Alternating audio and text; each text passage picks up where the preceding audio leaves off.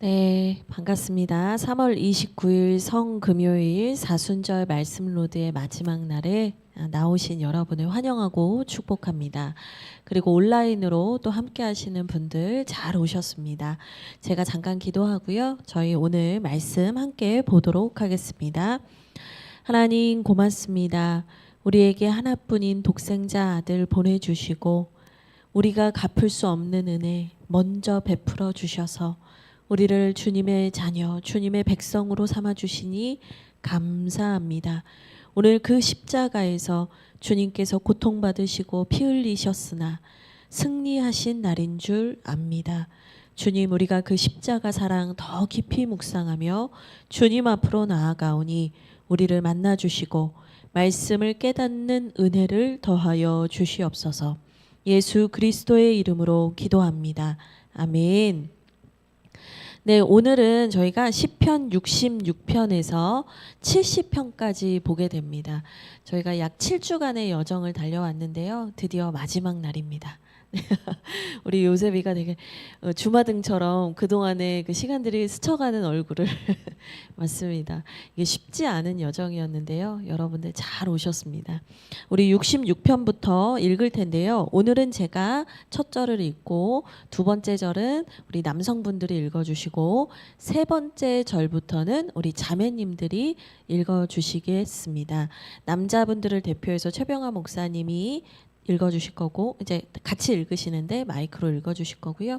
여성분들을 대표해서 이수연 집사님이 읽어주실 겁니다. 우리 한 절씩 같이 교독하겠습니다. 온 땅이여 하나님께 즐거운 소리를 낼지어다. 그의 이름의 영광을 찬양하고 영화롭게 찬송할지어다.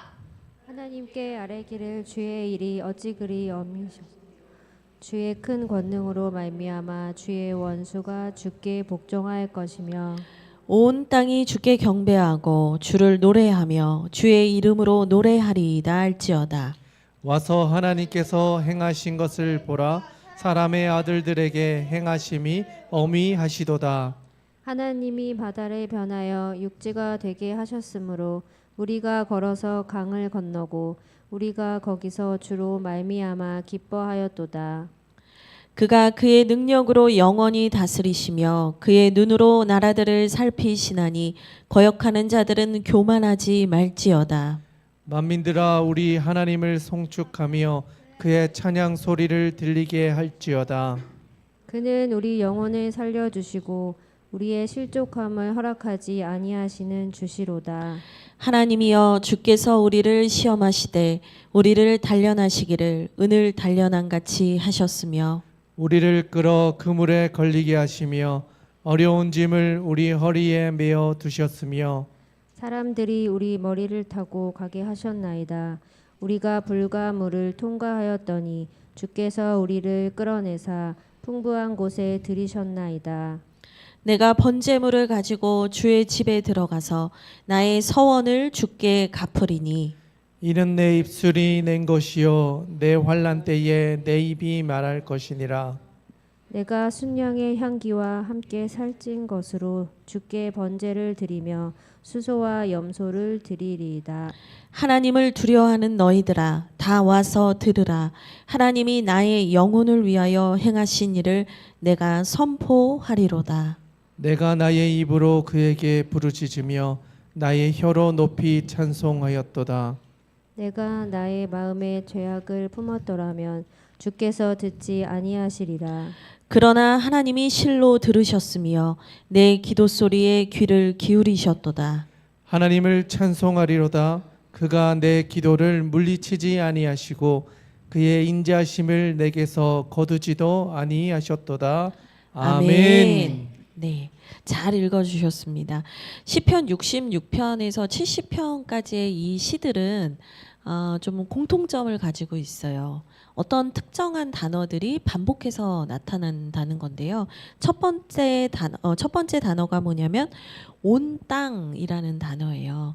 물론 이제 온 땅, 뭐 사람들, 민족들, 땅 끝 이렇게 표현이 조금씩 다르기는 하지만 핵심적인 그 의미는 뭐냐면 하나님이 우리를 구원하시는 게 어떤 한 한 나라에 어떤 한 민족에게 국한되어 있는 것이 아니라 모든 열방의 모든 사람에게 베푸시는 하나님의 구원이 있다라는 메시지를 선포하면서 이 단어를 얘기합니다. 또 두 번째 단어가 있는데요. 구원이라는 단어가 오늘 많이 반복이 될 거예요. 하나님은 어떤 분이시냐면 구원하시는 분이라는 거예요. 세 번째 단어가 있는데요. 세 번째 단어는 영혼이라는 단어예요. 이게 66편에만 많이 나오는 게 아니라 70편까지 계속해서 잊을만 하면 이 단어들이 계속해서 나옵니다. 근데 이 영혼이라고 번역된 단어가 그 원문을 보면 무슨 뜻이냐면 생명이에요. 그래서 영혼을 구하셨다.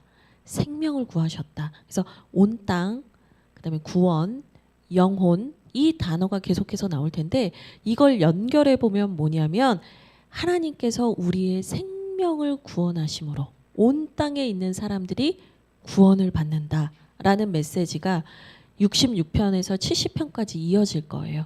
근데 이게 오늘 성금요일에 딱 맞춰서 우리가 읽게 된 거예요. 이거를 저희가 이제 본문을 짤 때 어느 정도 고려를 하긴 하지만 성금요일에 이 내용을 디테일하게 다 준비를 해놓고 짜는 건 아니거든요. 근데 제가 이 말씀을 준비하면서 성금요일에 우리가 눈물을 흘리고 십자가를 생각하면서 가슴만 아파하는 것이 아니라 그 주님께서 우리에게 이루신 구원이 어떤 것인가. 사실 그분께서 우리 모두를 구원하시기 위해서 이렇게 큰 일을 행하셨도다. 이 관점에서 오늘 말씀을 본다면 우리에게 조금은 다른 성금요일이 될 거라는 생각이 듭니다. 먼저 첫 번째 1절을 보시겠습니다. 온 땅이여 하나님께 즐거운 소리를 낼지어다. 여기서 온 땅이다 이렇게 나오지요. 펜이 있으신 분은 동그라미를 같이 하시면 좋겠습니다. 1절에 온 땅이여, 4절에 온 땅이, 8절에 만민들아, 12절에 사람들이, 계속 이런 단어들이 나옵니다. 그래서 하나님의 구원은 어느 한 공간에 갇혀 있는 것이 아닙니다. 지금 우리에게도 하나님의 구원은 여전히 역사하시는 줄 믿습니다. 그래서 하나님의 구원을 받은 자들이 해야 하는 게 무엇인가? 마땅히 할 바가 무엇인가? 시편 66편은 뭐라고 얘기를 하냐면 1절에 즐거운 소리를 낼지어다. 2절에 영광을 찬양하고 영화롭게 찬송할지어다. 이렇게 얘기를 합니다. 4절에도 주님께 경배하고 노래할지어다. 이렇게 얘기를 하고 있습니다. 그러니까 하나님의 구원을 받은 자들이 마땅히 할 바가 뭐냐면 하나님을 찬양하는 거래요.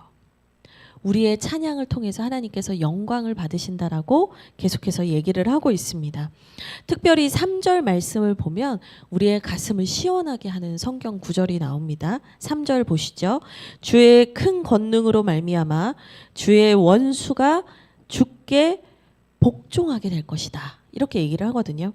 근데 여러분 이 말씀이 우리에게 오늘 십자가, 성금요일 십자가에 달리신 그날 이 말씀을 우리가 묵상할 때 우리의 마음에 떠오르는 것이 뭐냐면 주님께서 십자가를 통해서 사탄 마귀의 머리를 밟으시고 그들의 모든 권세를 꺾으셨음을 우리에게 기억하게 하는 말씀입니다. 특별히 이 복종이라는 단어가 원문을 보니까요. 자발적인 순종과는 전혀 다른 말이에요. 자발적인 복종을 했다. 자발적인 순종을 했다는 의미가 아니고요. 그 하나님의 크신 능력에 의해서 마귀 원수들이 굴복하게 됐다. 쫓겨났다. 이 의미입니다. 하나님의 구원이 결국엔 우리에게 생명을 주시려고 그 사단 마귀 원수의 모든 계략을 밟아 이기셨습니다. 주님께서 십자가에서 우리에게 그 최후 승리를 주셨어요. 여러분 그 승리를 여러분의 마음으로 믿으시기를 주님의 이름으로 축복드립니다. 아멘. 그래서 5절에 하나님께서 행하신 것을 보라 이렇게 얘기를 하는 겁니다. 하나님께서 우리는 결코 이룰 수 없는 그 놀라우신 구원을 이루셨으니 그 하나님의 구원을 바라봅시다 라고 얘기를 합니다. 그리고 나서 6절부터는 이 하나님의 구원이 있었던 때를 회상하면서 과거의 사건을 끌어오는데요. 우리 6절을 한 목소리로 함께 읽겠습니다. 같이 읽겠습니다. 시작. 하나님이 바다를 변하여 육지가 되게 하셨으므로 무리가 걸어서 강을 건너고 우리가 거기서 주로 말미암아 기뻐하였도다. 아멘. 6절에 보니까 뭐라고 하냐면 하나님이 바다를 변하여 육지가 되게 하셨대요. 혹시 바다를 변하여 육지가 되게 하신 하나님의 사건 혹시 기억나는 분이 계실까요? 저기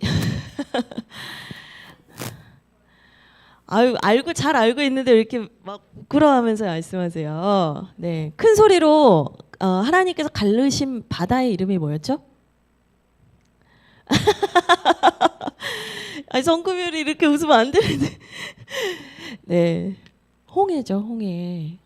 우리가 출애굽기를 보면 하나님께서 하나님의 백성들을 택하셔서 노예로 살고 있는 그 백성들을 하나님의 백성 삼으시려고 이제 애굽으로부터 나오게 하십니다. 그래서 출애굽기예요. 나오게 하실 때 그들이 지나야 했던 바다가 있는데 홍해입니다. 앞에는 바다가 있고 뒤에는 바로의 군대가 막 쫓아와요. 죽을 수밖에 없는 궁지에 몰린 상황이었는데 하나님께서 모세의 지팡이를 내리치게 하시고 그 바다를 가르셔서 그 백성을 건너가게 하셨잖아요. 근데 이 출애굽기에서 홍해를 건넌 사건이 이스라엘 사람들에게는 놀라운 구원의 경험이었던 거예요. 아무리 시간이 흘러도 지금도 그들에게는 가장 감격적인 구원의 순간인데 구약 성경에서는 이 출애굽기, 이 홍해의 사건이 그냥 이렇게 역사적인 사건으로만 나와 있지만 신약 성경으로 넘어오면 이 사건을 바로 예수 그리스도의 구원과 연결을 하고 있어요. 우리가 성경을 하나 찾아볼 텐데 고린도전서 10장 1절에서 4절입니다. 고린도전서 10장 1절에서 4절 말씀.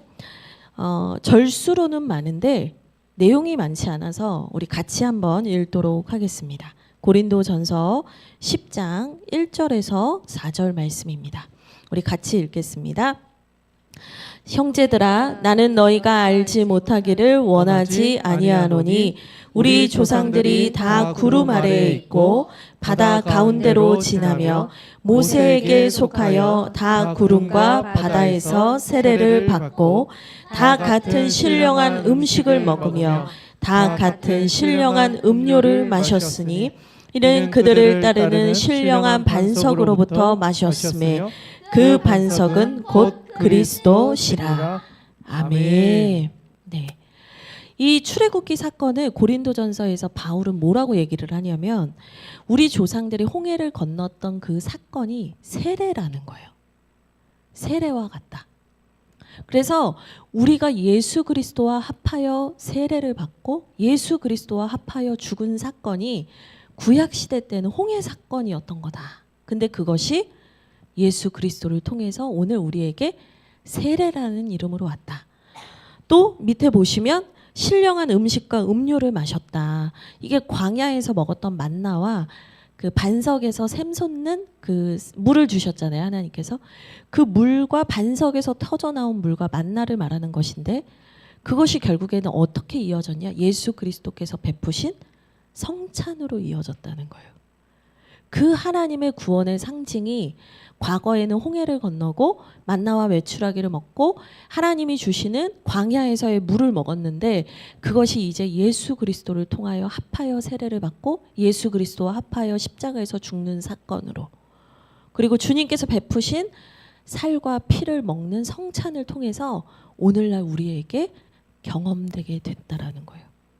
그래서 오늘 6절 말씀에 하나님이 출애굽에 이 놀라운 은혜를 주셨는데 그거는 먼 과거에만 있었던 일이 아니라 오늘 이 말씀이 우리에게 주는 메시지는 뭐냐면 우리도 이 은혜를 받았다는 거예요.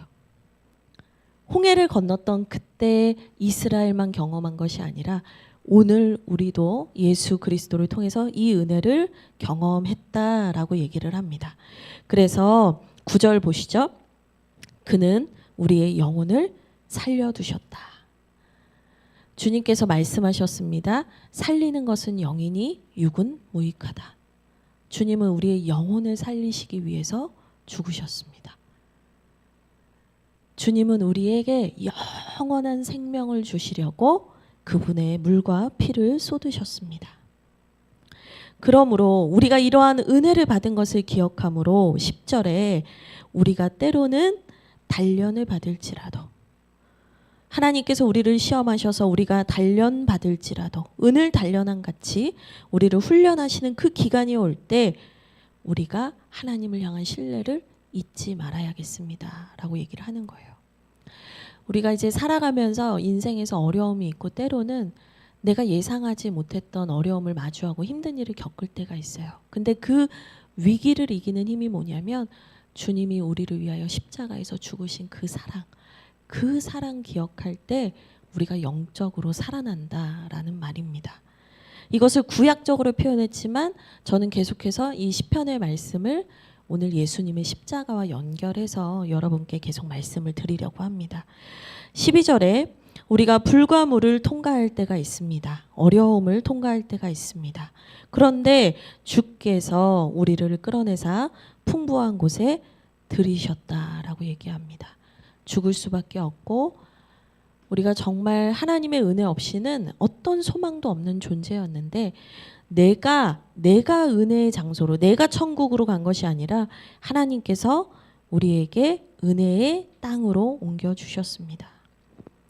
그래서 13절부터는 어떤 내용이 나오냐면요. 그 은혜에 감사하며 이제는 제가 하나님 앞에 이렇게 살아가겠습니다라는 결단이 나오는 거예요.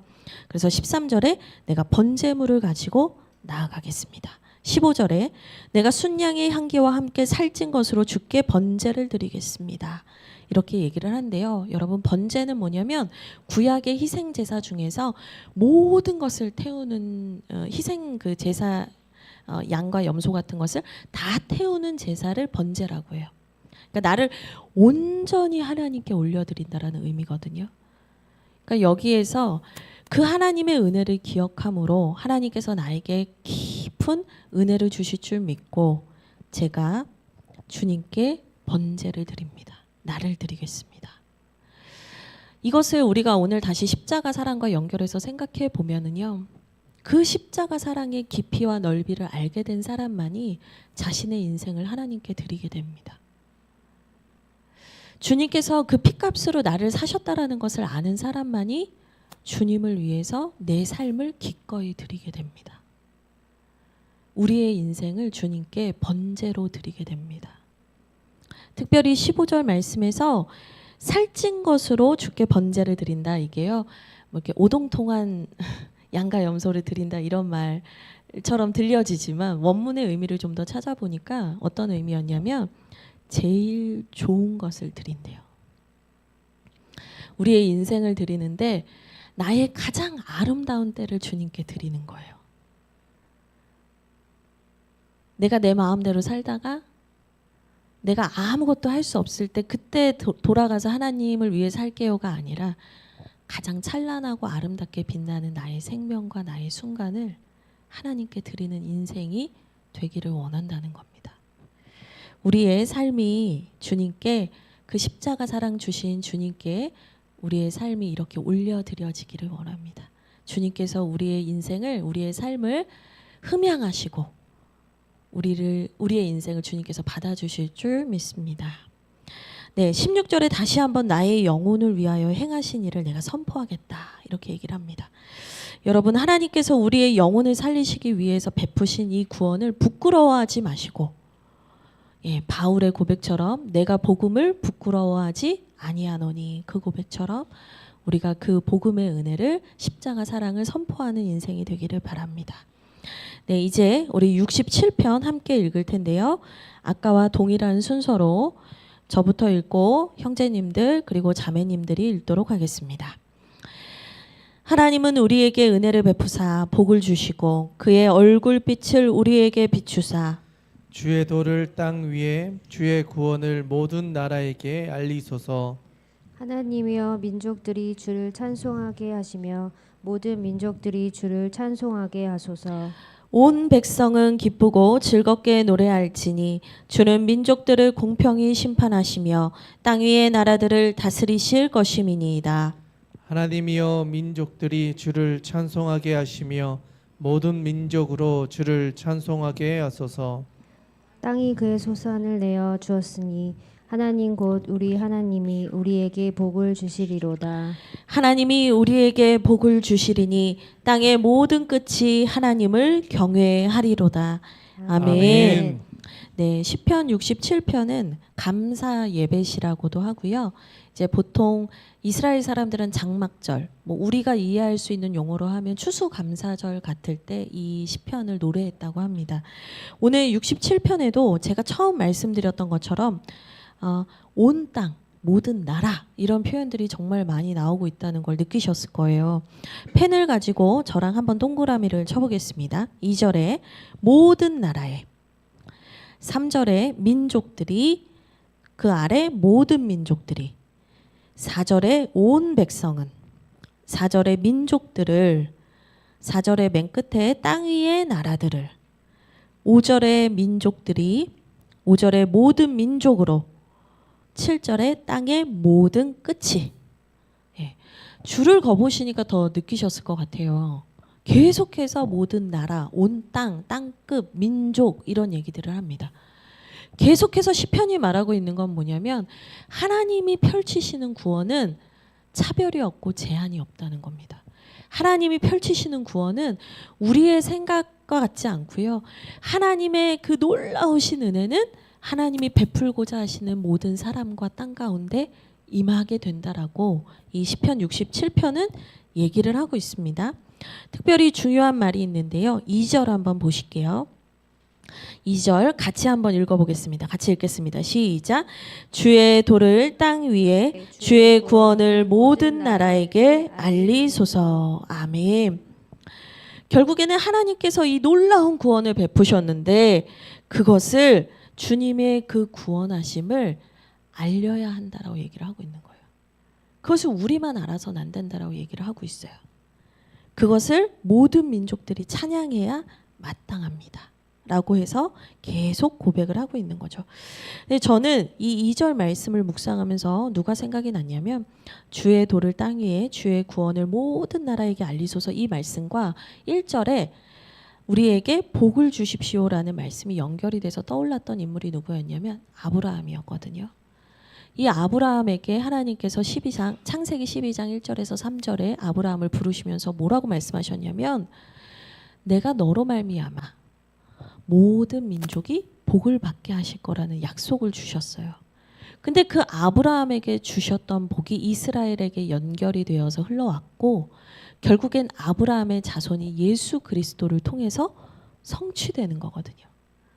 그러니까 아브라함이 받았던 약속은 뭐였냐면 너로 말미암아 모든 민족이 복을 받을 거다라고 말씀하셨던 그 약속은 뭐였냐면 메시아 예수 그리스도를 통해서 모든 믿는 자에게 하나님의 구원이 임하게 될 거라는 약속이었던 거예요. 근데 예수 그리스도가 아브라함의 자손이었잖아요. 그 자손을 통해서 예수 그리스도를 통해서 온전히 하나님의 놀라운 생명의 구원이 성취될 것이다. 아브라함이 받았고 그것이 다윗을 통해 결국에는 예수 그리스도를 통해서 성취된 것이죠. 근데 오늘 그 주님의 복, 주님의 구원이 이제는 모든 나라에게 흘러가게 하옵소서라는 찬양을 예수를 믿어 이 땅에 있는 우리가 다시 부르게 된 겁니다. 그래서 우리의 마음에 예수님께서 십자가를 통해서 주신 그 구원의 기쁨과 감격이 넘쳐나기를 원합니다. 사순절을 보내게 된 이유는 사실 초대교회 사람들은 부활절을 가장 중요하게 생각했는데 이 부활절에 그 기쁨이 넘쳐나고 그 부활절의 의미를 알고 잘 보내기 위해서 우리가 십자가를 묵상하는 기간이 필요하다고 해서 사순절을 만들었던 거거든요. 우리가 사순절의 기간을 7주 동안 잘 왔습니다. 이제 오늘 성금요일 이 말씀과 기도회를 마치고 나면요. 이제 주일에 부활절이 시작이 됩니다. 우리에게 이 부활의 기쁨이 임하기를 원합니다. 우리에게 이 구원을 선포하고자 하는 뜨거운 마음이 부어지기를 주님의 이름으로 축복드립니다. 아멘. 네, 그래서 계속해서 6절에도 우리에게 복을 주시리라. 7절에도 땅의 모든 끝이 하나님을 경외하게 될 거다. 이 복을 주신다는 말씀과 땅 끝까지 이것이 전해진다라는 것이 1절과 2절, 그다음에 7절, 6절과 7절 두 갈식으로 계속해서 강조되어 나타나고 있습니다. 이제 우리 68편 함께 읽도록 하겠습니다. 저부터 읽겠습니다. 하나님이 일어나시니 원수들은 흩어지며 주를 미워하는 자들은 주 앞에서 도망하리이다. 연기가 불려가듯이 그들을 몰아내소서. 불 앞에서 미리 녹음같이 악인이 하나님 앞에서 망하게 하소서. 의인은 기뻐하여 하나님 앞에서 뛰놀며 기뻐하고 즐거워할지어다. 하나님께 노래하며 그의 이름을 찬양하라. 하늘을 타고 광야에 행하시던 일을 위하여 대로를 수축하라. 그의 이름은 여호와이시니 그의 앞에서 뛰놀지어다. 그의 거룩한 처소에 계신 하나님은 고아의 아버지시며 과부의 재판장이시라. 하나님이 고독한 자들은 가족과 함께 살게 하시며 갇힌 자들은 이끌어내사 형통하게 하시느니라. 오직 거역하는 자들의 거처는 메마른 땅이로다. 하나님이여 주의 백성 앞에서 앞서 나가사 광야에서 행진하셨을 때에 땅이 진동하며 하늘이 하나님 앞에서 떨어지며 저 시내산도 하나님 곧 이스라엘의 하나님 앞에서 진동하였나이다. 하나님이여 주께서 흡족한 비를 보내사 주의 기업이 곰핍할 때에 주께서 그것을 견고하게 하셨고 주의 회중을 그 가운데서 살게 하셨나이다. 하나님이여 주께서 가난한 자를 위하여 주의 은택을 준비하셨나이다. 주께서 말씀을 주시니 소식을 공포하는 여자들은 큰 무리라. 여러 군대의 왕들이 도망하니 집에 있던 여자들도 탈취물을 나누도다. 너희가 양 우리에 누울 때에는 그 날개를 은으로 입히고 그 깃을 황금으로 입힌 비둘기 같도다. 전능하신 이가 왕들을 그 중에서 흩으실 때에는 살몬의 눈이 날림 같도다. 바산에 사는 하나님의 산임이여 바산에 사는 높은 산이로다. 너희 높은 산들아 어찌하여 하나님이 계시려 하는 산을 시기하여 보느냐. 진실로 여호와께서 이 산에 영원히 계시리로다. 하나님의 병거는 천천히요 만만이라. 주께서 그 중에 계심이니 시내산 성소에 계심 같도다. 주께서 높은 곳으로 오르시며 사로잡은 자들을 취하시고 선물들을 사람들에게서 받으시며 반역자들로부터도 받으시니 여호와 하나님이 그들과 함께 계시기 때문이로다. 날마다 우리 짐을 지시는 주 곧 우리의 구원이신 하나님을 찬송할지로다. 하나님은 우리에게 구원의 하나님이시라. 사망에서 벗어남은 주 여호와로 말미암거니와 그의 원수들의 머리 곧 죄를 짓고 다니는 자의 정수리는 하나님이 쳐서 깨뜨리시리로다. 주께서 말씀하시기를 내가 그들을 바산에서 돌아오게 하며 바다 깊은 곳에서 도로 나오게 하고 내가 그들을 심히 치고 그들의 피에 내 발을 잠그게 하며 내 집의 개의 혀로 내 원수들에게서 제 분깃을 얻게 하리라 하시도다. 하나님이여 그들의 주께서 행차하심을 보았으니 곧 나의 하나님 나의 왕이 성소로 행차하시는 것이리라. 소고치는 처녀들 중에서 노래 부르는 자들은 앞서고 악기를 연주하는 자들은 뒤따르나이다. 이스라엘의 근원에서 나온 너희여 대회 중에 하나님 곧 주를 송축할지어다. 거기에는 그들을 주관하는 작은 베냐민과 유다의 고관과 그들의 무리와 스불론의 고관과 납달리의 고관이 있도다. 내 하나님이 너의 힘을 명령하셨도다. 하나님이여 우리를 위하여 행하신 것을 견고하게 하소서. 예루살렘에 있는 주의 전을 위하여 왕들이 주께 예물을 드리리이다. 갈밭의 들짐승과 수소의 무리와 만민의 송아지를 꾸짖으시고 은 조각을 발 아래에 밟으소서. 그가 전쟁을 즐기는 백성을 흩으셨도다. 고관들은 애굽에서 나오고 굿수인은 하나님을 향하여 그 손을 신속히 들리로다. 땅의 왕국들아 하나님께 노래하고 주께 찬송할지어다. 옛적 하늘들이 하늘을 타신 자에게 찬송하라. 주께서 그 소리를 내시니 웅장한 소리로다. 너희는 하나님께 능력을 돌릴지어다. 그의 위엄이 이스라엘 위에 있고 그의 능력이 구름 속에 있도다. 하나님이여 위엄을 성소에서 나타내시나이다. 이스라엘의 하나님은 그의 백성에게 힘과 능력을 주시나니 하나님을 찬송할지어다. 아멘. 네, 긴 시편인데 아주 잘 읽으셨습니다. 이 68편은 다윗의 시인데요. 이 시의 내용이 담고 있는 내용은 전쟁에서 승리하게 된 것에 대한 하나님을 향한 감사, 그 전쟁 가운데 우리를 구원하신 하나님께 감사하는 내용이 담겨져 있습니다. 이 68편은 물론 이제 역사적인 배경에서는 다윗이 경험했던 이야기를 배경으로 합니다. 그래서 뭐 어떤 사람은 이게 뭐 아람과 뭐 어떤 연합군의 전쟁에서 배경으로 한 것이다 등등의 얘기를 하지만 우리는 오늘 성금요일의 관점에서 이 시편을 보기를 원합니다. 동일하게 68편도요. 계속해서 땅끝, 온 나라, 민족 이런 유사한 단어들이 계속해서 나옵니다. 8절을 보시죠. 예, 땅이 진동하여 라는 표현이 나오고요. 12절에 여러 군대의 왕들이 이런 표현이 나옵니다. 또 32절에 땅의 왕국들아 라는 표현들이 계속해서 나오고 있어요. 그러니까 하나님의 구원이 그냥 단순히 다윗에게 승리를 주신 구원이 아니라 결국에는 모든 열방이 하나님의 구원을 찬양하게 될 것이라는 것을 이 시편 68편도 노래하고 있는 시입니다. 1절부터 그 내용을 아주 잘 보여주고 있는데요. 하나님이 일어나시니 원수들은 흩어지며 주를 미워하는 자들은 주 앞에서 도망하리이다. 아멘. 하나님께서 그 원수들을 다 흩으시고 밟으신다.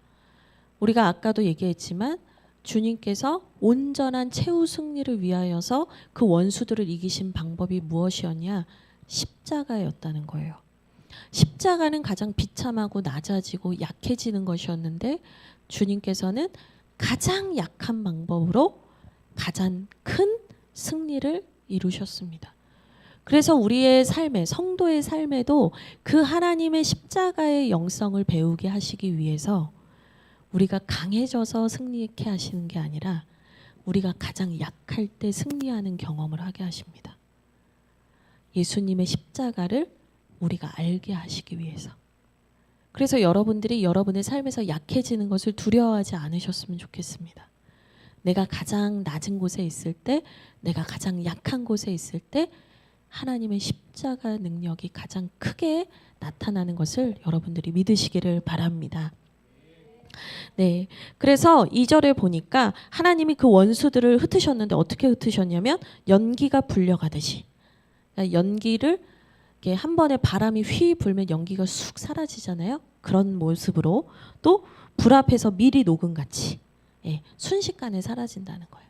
그러니까 그 원수가 대단해 보이고 그 원수의 능력이 나를 너무나 두렵게 했는데 하나님 앞에서는 그것이 너무나 순식간에 사라지더라. 그것을 하나님이 겨우 이기는 것이 아니라 여러분 하나님이 넉넉히 이기십니다. 그것이 우리에게 베푸신 구원의 은혜입니다. 그러면서 68편에서도 4절에 보시면 광야에서 행하시던 일을 위하여 라는 표현이 나오는데 다시 한번 그 출애굽기에 그 출애굽 사건을 다시 여기서 언급하는 거예요. 그러니까 이스라엘 사람들이 이 출애굽 사건을 얼마나 중요하게 여겼는지 아시겠죠. 하나님의 구원 사건을 한번 말해보세요라고 하면 그 사람들은 무조건 출애굽이요. 하나님이 우리를 노예에서 하나님 백성 삼으셨어요. 약속의 땅으로 인도해 주셨어요. 우리에게 평안의 땅, 가나안 땅을 주셨습니다. 이런 고백을 딱 한단 말이죠. 우리에게 물으시면요. 우리에게 십자가와 부활을 주셨습니다.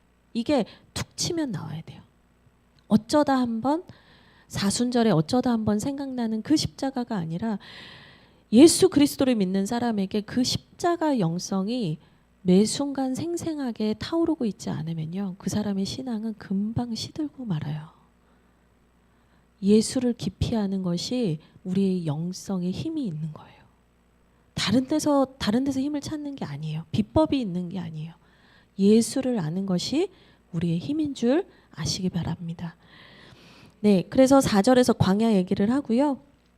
그리고 나서 7절에서도 광야에서 행진할 때 하나님이 우리를 지켜주셨습니다. 9절에 비를 내려주셨고 10절에 우리를 살게 해주셨습니다. 계속해서 하나님이 그 불가능한 상황에서 우리를 어떻게 구원하셨는가에 대한 얘기를 합니다.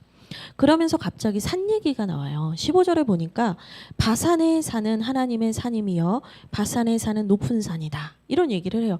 이게 시니까 시적인 언어니까 상징이 있는 건데 갑자기 산 얘기는 왜 하시나 이럴 수 있는데요. 이 바산의 산이 뭐냐면 헬몬산을 말하는 거거든요.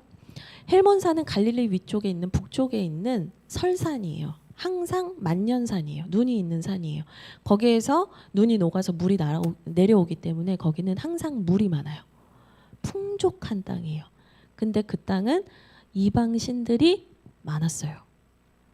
근데 16절을 보시면 너희 높은 산들아 어찌하여 하나님이 계시려 하는 산을 시기하여 보느냐 라고 얘기를 하는데 하나님이 계시려는 산은 뭘 말하냐면 시온산을 말하는 거예요.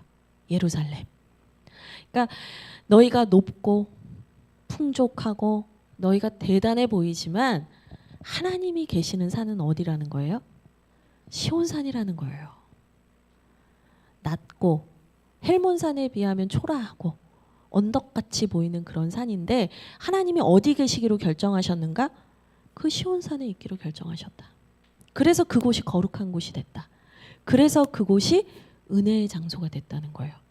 그러면서 무슨 얘기를 하냐면 진실로 여호와께서는 이 산에 영원히 계시리로다 이렇게 얘기를 해요. 그래서 사람의 눈으로 볼 때 풍족하고 화려한 것이 아니라 하나님은 낮은 산에 계심으로 내가 연약하고 죄 많고 죄인들의 자리에 있기를 원했다라는 걸 표현하시는 건데 그러면 이제 15절에서 바산에 사는 하나님의 산이다 이 표현은 뭐냐 궁금하실 수 있어요. 근데 이건 뭐냐면 그 기고만장한 교만한 산들마저도 다 내 거다.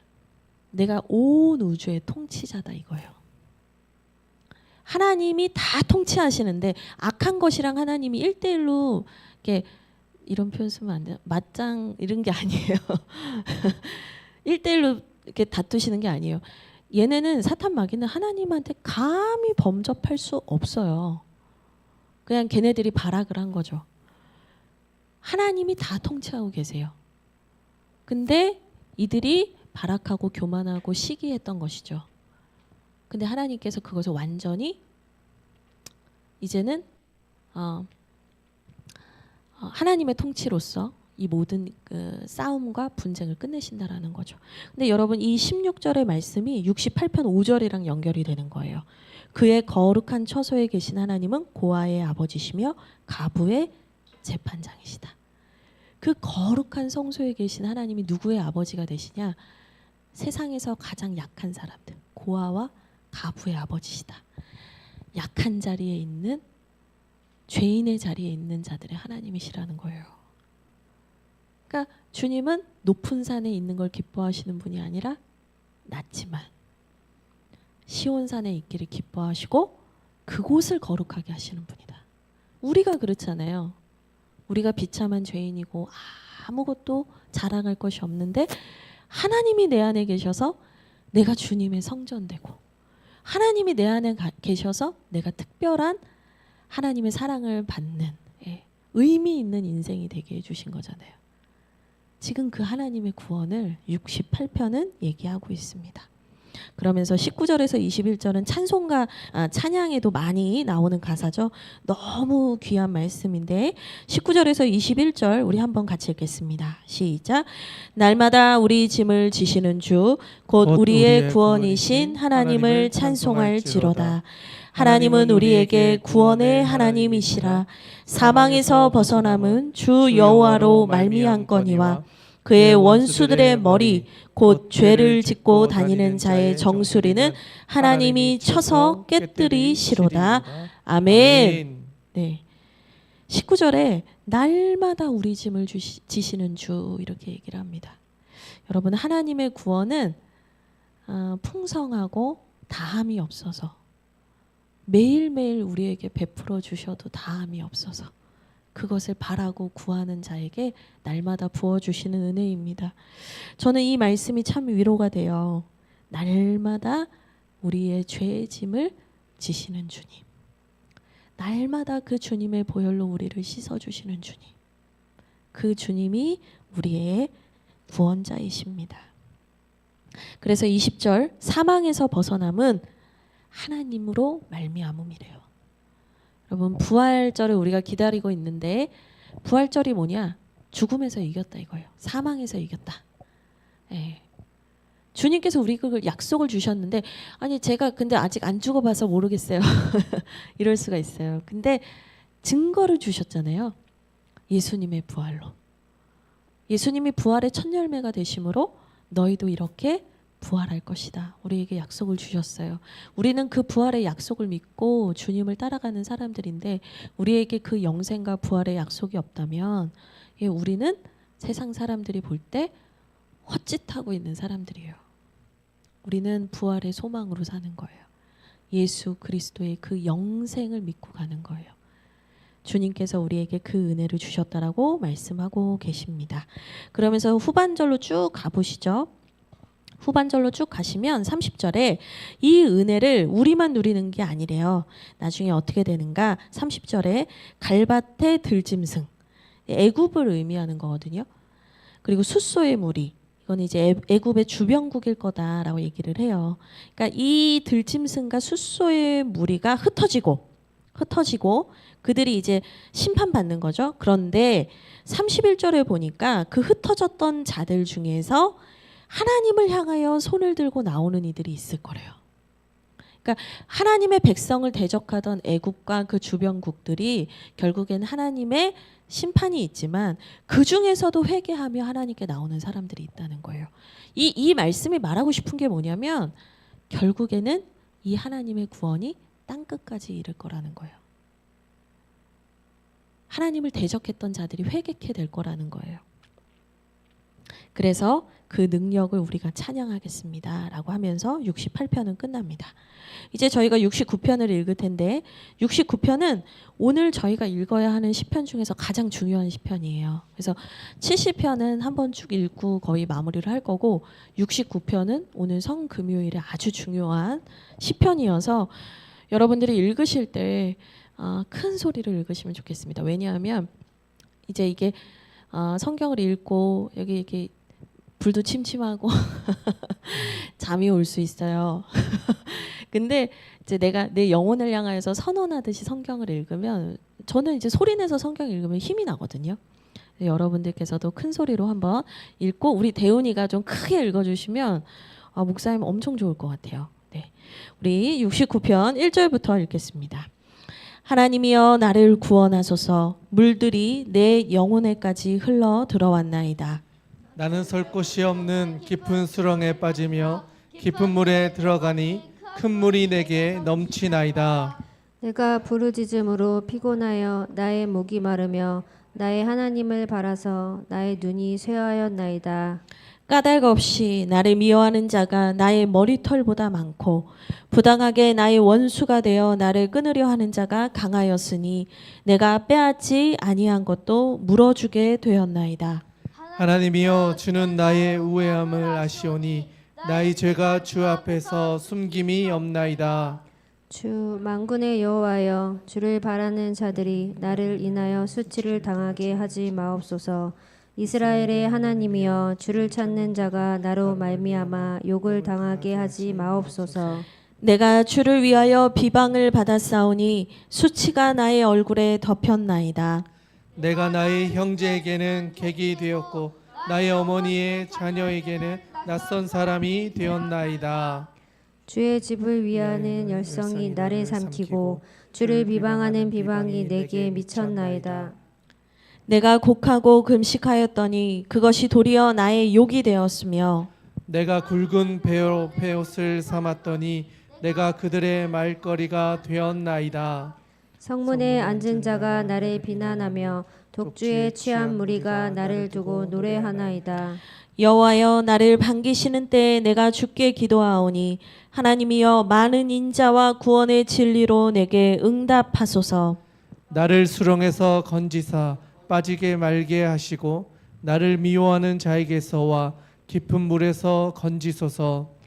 큰 물이 나를 휩쓸거나 기쁨이 나를 삼키지 못하게 하시며 웅덩이가 내 위에 덮쳐 그것에 입을 닫지 못하게 하소서. 여호와여 주의 인자하심이 선하시오니 내게 응답하시며 주의 많은 긍휼을 따라 내게로 돌이키소서. 주의 얼굴을 주의 종에게서 숨기지 마소서. 내가 환난 중에 있사오니 속히 내게 응답하소서. 내 영혼에게 가까이 하사 구원하시며 내 원수로 말미암아 나를 속량하소서. 주께서 나의 비방과 수치와 능욕을 아시나이다. 나의 대적자들이 다 주님 앞에 있나이다. 비방이 나의 마음을 상하게 하여 근심이 충만하니 불쌍히 여길 자를 바라나 없고 긍휼히 여길 자를 바라나 찾지 못하였나이다. 그들이 쓸개를 나의 음식물로 주며 목마를 때에는 초를 마시게 하였나이다. 그들의 밥상이 올무가 되게 하시며 그들의 평안이 덫이 되게 하소서. 그들의 눈이 어두워 보지 못하게 하시며 그들의 허리가 항상 떨리게 하소서. 주의 분노를 그들의 위에 부으시며 주의 맹렬하신 노가 그들에게 미치게 하소서. 그들의 거처가 황폐하게 하시며 그들의 장막에 사는 자가 없게 하소서. 무릇 그들이 주께서 치신 자를 핍박하며 주께서 상하게 하신 자의 슬픔을 말하였사오니 그들의 죄악에 죄악을 더하사 주의 공의에 들어오지 못하게 하소서. 그들을 생명책에서 지우사 의인들과 함께 기록되지 말게 하소서. 오직 나는 가난하고 슬프오니 하나님이여 주의 구원으로 나를 높이소서. 내가 노래로 하나님의 이름을 찬송하며 감사함으로 하나님을 위대하시다 하리니 이것이 소 곧 뿔과 굽이 있는 항소를 드림보다 여호와를 더욱 기쁘시게 함이 될 것이라. 공고한 자가 이를 보고 기뻐하나니 하나님을 찾는 너희들아 너희 마음을 소생하게 할지어다. 여호와는 궁핍한 자의 소리를 들으시며 자기로 말미암아 갇힌 자를 멸시하지 아니하시나니 천지가 그를 찬송할 것이요 바다와 그 중에 모든 생물도 그리할지로다. 하나님이 시온을 구원하시고 유다 성읍들을 건설하시리니 무리가 거기에 살며 소유를 삼으리로다. 그의 종들의 후손이 또한 이를 상속하고 그의 이름을 자랑하는 자가 그 중에 살리로다. 아멘. 네, 긴 시편을 잘 읽어주셨습니다. 이 시편은 읽으시면서 느끼셨겠지만 이 시편을 노래하는 사람에게 위기와 어려움이 있다라는 걸 느끼셨을 거예요. 그러니까 간구의 시예요. 비탄시라고도 하고요. 정말 어려운 상황 속에서 하나님 제발 저를 도와주십시오라는 긴 간구가 나와요. 근데 이 간구가 몇 절까지 이어지는 거냐면 쭉 이어지다가 29절까지 가는 거예요. 이 간구를 또 세분화하면 여러 개로 나눌 수 있지만 그냥 크게 보시면 돼요. 29절까지가 간절한 기도고요. 그 다음부터는 간구를 하던 이 사람이 갑자기 찬양을 하는 내용이에요. 근데 이 사람이 어떤 상황에서 이 간구를 하는가를 여러분들이 아셔야 하는데요. 이 표제어 69편의 맨 위에 있는 표제어를 보시면 다윗의 시다 이렇게 되어 있습니다. 역사적인 배경을 잠깐 먼저 설명드릴게요. 다윗에게 어떤 상황이 있었냐면 열왕기상 1장을 보면 이제 다윗이 늙었다라는 표현이 나와요. 이제 늙어서 이불을 덮어도 추웠대요. 그래서 이제 그 정도로 이제 다윗이 노쇠하고 늙은 나이가 됐는데 다윗은 참 그동안 어려움이 많았잖아요. 사울에게도 괴롭힘을 당했지만 압살롬 아들의 반역도 있었고 여러 가지 어려운 일들을 겪었는데 이제 그 노년이 된 다윗이 이제는 주님께 가려나 하는 그 찰나에 무슨 일이 있냐면 그 아들 압살롬 아래에 있는 동생 자기의 자식 아도니아라는 아들이 또 역모를 일으키게 돼요. 그러니까 이제 아버지가 아직 돌아가시지 않았는데 아버지가 이제 힘이 없다. 아버지가 이제 다 돌아가시게 생겼다 하니까 이 아들이 반역을 일으키는 또 큰 어려움을 겪게 돼요. 근데 그 반역을 도운 사람이 누구냐면 저는 이제 그게 더 슬펐을 것 같은데 열왕기상 1장 6절에 보면 그때 아도니아와 함께했던 사람들을 누구라고 표현하고 있냐면 스루야의 아들 요압과 요압이 이제 다윗의 제1 용사잖아요. 오른팔 같은 용사란 말이에요. 그다음에 아히멜렉의 아들 아비아달 제사장이었다라고 얘기를 해요. 이 아비아달 제사장은 누구냐면 사무엘상 22장 보면 에돔 사람 도액이 사울에게 다윗 저기 있어요 이렇게 일러가지고 그 다윗에게 먹을 것을 줬던 골리앗의 칼을 줬던 아히멜렉 제사장과 그 제사장 가문이 다 죽잖아요. 그때 도망친 아들이 아비아달이에요. 그래서 이 아비아달이 자기 일가족이 다 죽는 그 고통을 겪고 다윗에게 도망왔을 때 다윗이 도망자 신세임에도 불구하고 이 아비아달을 챙기거든요. 그러니까 다윗에게는 다 너무 특별한 사람들이에요. 근데 이 요압과 아비아달이 아도니아랑 한 패가 돼서 아버지가 아직 돌아가시지도 않았는데 역모를 일으켰다는 거예요. 그래서 이제 결국에는 나단 선지자와 이 여러 명이 도와서 솔로몬을 왕으로 책봉을 하게 되긴 하지만 이 아버지의 입장에서는 얼마나 고통스러운 일이었겠어요. 그 상황에서 쓴 시가 시편 69편이에요. 근데 이 시편 69편이 단순히 다윗의 시일 뿐만 아니라 이 별명이 있는데 메시아 예언시라고 해요.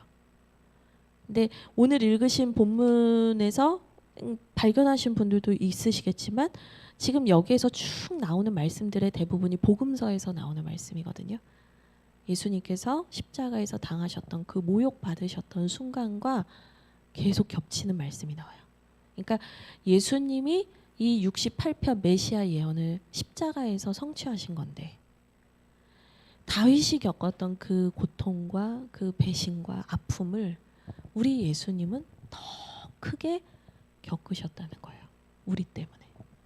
한번 한 절 한 절 이렇게 좀 보도록 하겠습니다. 1절에 보니까 하나님이여 나를 구원하소서 물들이 내 영혼까지 흘러 들어왔습니다. 이 히브리 사람들은요 물, 바다 이런 것을 아주 좀 무섭고 안 좋은 곳으로 봤거든요. 그래서 내가 바다 가운데 깊이 들어갑니다. 이거는 뭐냐면 내가 지옥으로 갑니다. 스올로 갑니다. 이런 뜻이에요. 그러니까 지금 그 물들이 내 영혼 깊은 곳까지 잠식할 정도로 내가 고통스럽습니다. 이렇게 얘기를 해요. 3절, 4절 보시죠. 내가 부르짖음으로 피곤하고 나의 목이 마릅니다. 나의 눈이 새하였습니다. 까닭없이 나를 미워하는 자가 내 머리털보다 많습니다. 너무나 괴로워하고 있는데 이 3절과 4절의 말씀이 바로 예수님이 십자가에서 느끼셨던 고통이라는 거예요. 목이 마르고 너무나 고통스럽고 나에게 환호하던 호산나 부르던 그 무리가 나를 죽이라고 강도 바라바를 놔주고 나를 죽이라고 외치는 그 무리로 변해 있는 거예요. 주님께서 이것을 다 겪으셨다는 거예요. 그러면서 5절에 나의 죄가 주 앞에서 숨김이 없습니다. 그러니까 이 무슨 말이냐면 제가 주님 앞에서 어떤 죄를 지었습니까? 제가 주님 앞에서 무엇을 숨기겠습니까? 그런데 제가 왜 이 고난 앞에 서야 합니까? 이제 이런 얘기거든요. 7절 내가 주를 위하여 비방을 받았사오니 내가 하나님의 영광을 위하여 대속의 은혜를 위하여서 내가 이 수치 가운데 머물고 있습니다. 8절에 나의 형제에게는 객이 되고 나의 어머니의 자녀에게는 낯선 사람이 되었습니다. 나의 가까운 사람이 다 나를 배신했습니다. 9절 이 9절 말씀은 많이 보셨을 거예요. 같이 읽겠습니다. 시작. 주의 집을 위하는 열성이 나를 삼키고 주를 비방하는 비방이 내게 미쳤나이다. 아멘. 이 말씀이 요한복음 2장 17절에 나오는데 예수님께서 성전에 들어가셔서 성전을 깨끗하게 하시면서 화를 내셨잖아요. 내 아버지의 집이 기도하는 집인데 어떻게 여기를 강도의 소굴을 만들었냐고. 근데 이때 주님이 성전을 깨끗하게 하실 때 대제사장과 종교 지도자들이 예수님을 더 확실히 죽여야겠다고 결정을 하거든요. 근데 제자들이 나중에 이 말씀을 기억한 거예요.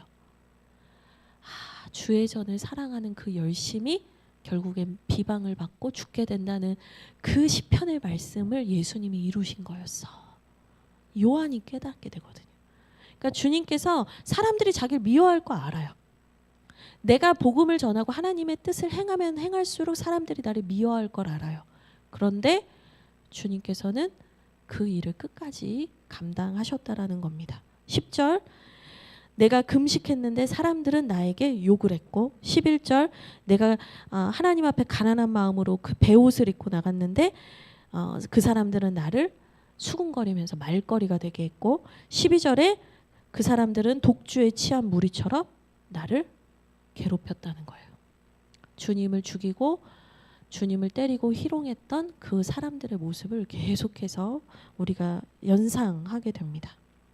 그래서 14절 하나님 나를 미워하는 자에게서 깊은 물에서 나를 건져 주십시오. 큰 물이 나를 휩쓸거나 깊음이 나를 삼키지 못하게 하여 주옵소서. 그 고통 속에서 주님도 기도하셨죠. 겟세마네에 가셔서 주님 이 잔을 거두어 주십시오. 그러나 아버지의 뜻대로 하기를 원합니다. 예수님께서도 이 고통 속에서 신음하며 간구하셨습니다. 17절에 주의 얼굴을 주의 종에서 숨기지 마소서. 내가 환난 중에 있사오니 속히 응답하소서. 18절 내 영혼에게 가까이 하셔서 구원하시며 내 원수로 말미암아 나를 속량하소서. 이 속량이 그 사람의 노예의 어떤 몸값 이런 걸 지불하는 걸 의미하는 거거든요. 그러니까 결국엔 주님께서 그 피값으로 우리의 죄값을 속량 대신 지불하셨기 때문에 우리가 구원을 받았죠. 근데 주님께서는 그 십자가 상황에서만큼은 우리를 위해서 속량을 위하여서 그분의 피를 흘리셨지만 그분의 고통은 아버지와 단절되는 고통이었던 거예요. 아버지와 한 번도 단절된 적이 없으셨던 분이 아버지와 단절되는 그 깊은 고통을 느끼셨거든요. 근데 그것이 17절과 18절에 나와 있습니다. 19절에 나의 비방과 수치와 능욕을 아십니다. 계속해서 군인들과 그 종교 지도자들이 십자가에 달리신 예수님을 보면서 희롱했습니다. 네가 구원자면 너부터 구원해봐라. 네가 유대인의 왕이면 너부터 구원해봐라.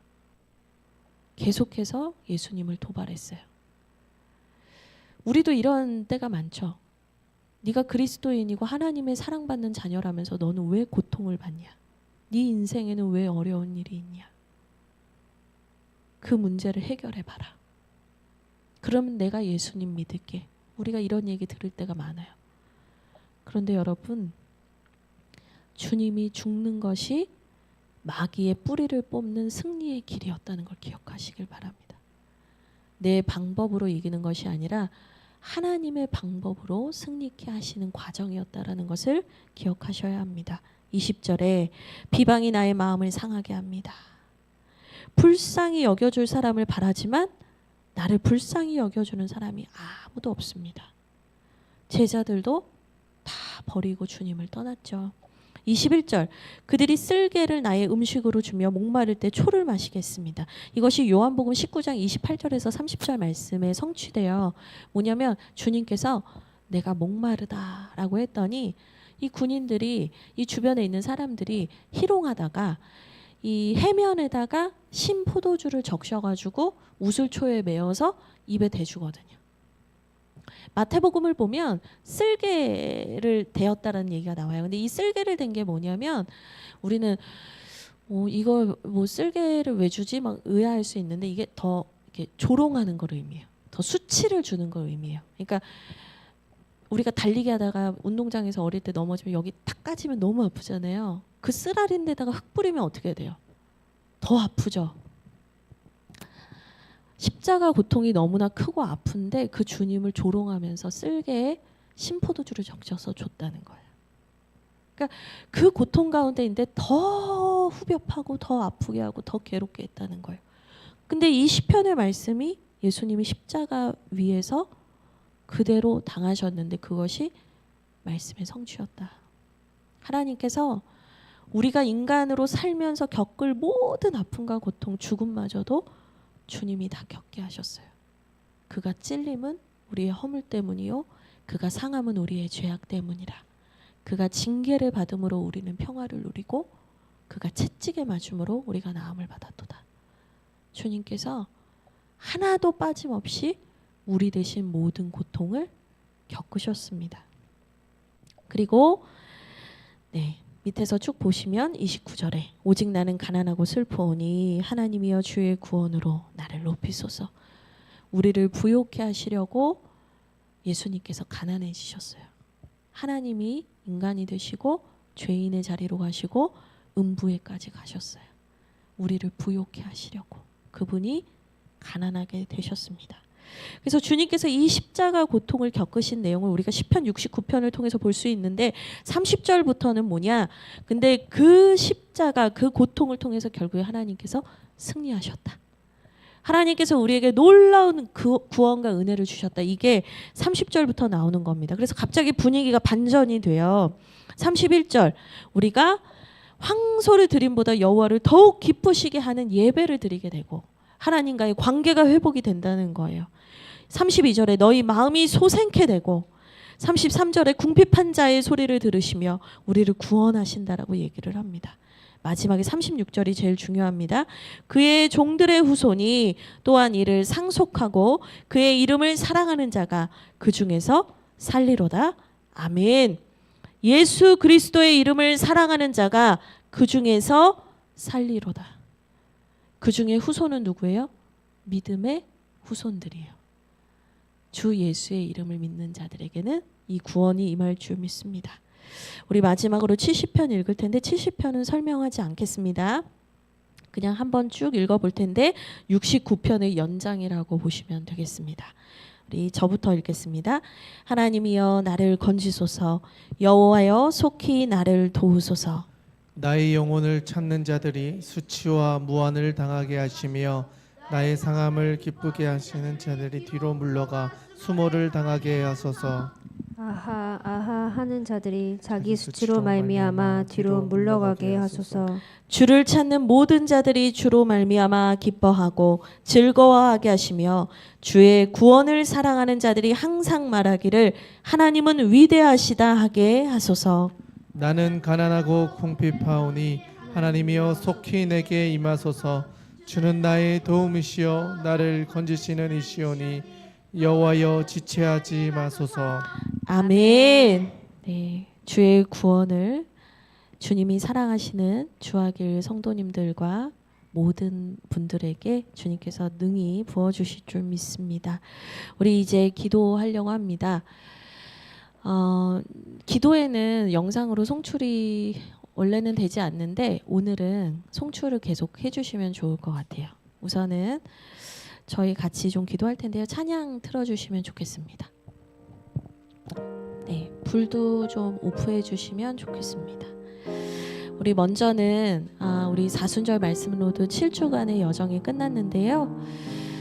오늘 말씀 중에 또 사순절 말씀 로드 기간 중에 하나님께서 우리의 마음에 깊이 새겨주신 은혜와 말씀이 있다면 우리 그것을 붙잡고 감사하며 잠시 각자 기도하도록 하겠습니다. 기도합니다.